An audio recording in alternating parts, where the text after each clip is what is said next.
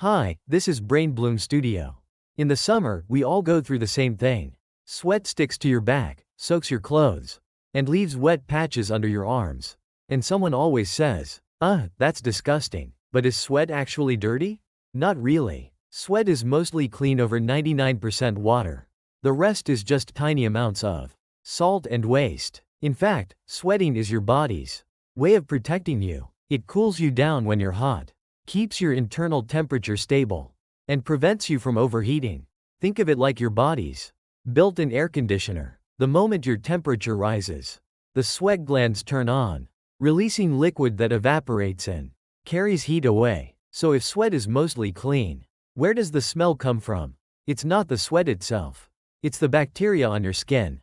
In certain areas, especially your armpits and groin, your body has special sweat glands called apocrine glands. They produce a thicker kind of sweat that contains proteins and fats. Bacteria love those ingredients. They break them down and release odor as a byproduct. That's what creates body odor. Not the sweat, but the reaction. Now, let's talk about stickiness. Why does sweat feel gross and sticky?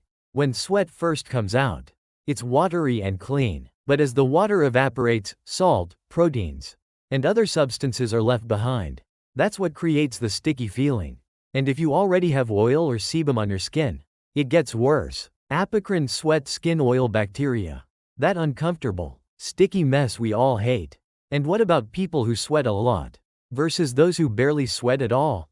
What's going on there? Well, part of it is genetics. Everyone is born with a different number of sweat glands. Some people just have more.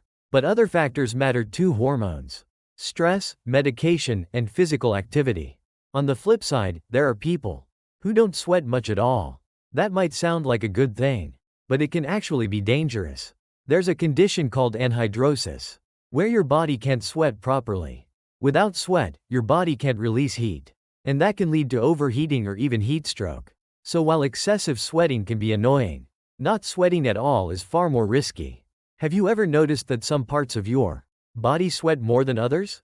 Your hands, feet, and armpits, for example? That's because these areas are full of nerve endings. They're highly reactive to your emotions and temperature. When you're anxious, embarrassed, or stressed, your sympathetic nervous system kicks in, and your palms suddenly get sweaty. Armpits? That's where your apocrine glands are concentrated, and that's why sweat from there is thicker, smellier, and stickier than the rest of your body. Now let's look at body shape. Do people with more body fat sweat more?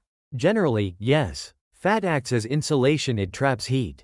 That means your body heats up faster and needs to cool down more aggressively. Plus, carrying more weight means more effort to move, which burns more energy and generates more heat. But being slim doesn't mean you won't sweat. Thin people sweat too. It just depends on how sensitive your body is to temperature and stress. And here's a surprising one: your diet can make you sweat more. Spicy foods? They contain capsaicin, a chemical that tricks your body into thinking it's hot. That instantly activates your sweat glands. Caffeine and alcohol can do the same by stimulating your nervous system. Even hot soup in the summer can get your sweat going.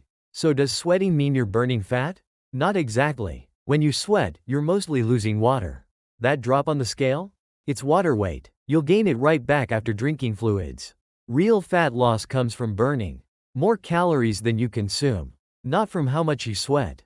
And what about dehydration? How much sweat does it take to put you at risk? On average, we can lose between half a liter to 2 liters of sweat per hour during intense activity or hot weather. That's a lot. If you don't rehydrate, you can get dizzy, weak, or even pass out. That's why athletes drink electrolyte water, not just plain water. They need to replace salt and minerals too. So can we stop sweating? Like block it? There are ways to reduce sweat: antiperspirants, Botox injections, and even surgery. But completely stopping it isn't healthy. Your body needs sweat to survive hot environments and regulate internal heat. Trying to stop sweat completely is like disabling the fan in your computer. You might feel better for a moment, but the system will overheat and crash. So maybe we need to rethink how we see sweat. It's not something dirty or embarrassing. It's not a sign of poor hygiene. It's a sign that your body is working hard to keep you safe and cool. Next time you wipe sweat off your forehead, don't say, gross. Instead, try saying this. Thanks, body. I see what you're doing. This is Brain Bloom Studio. Thanks for watching.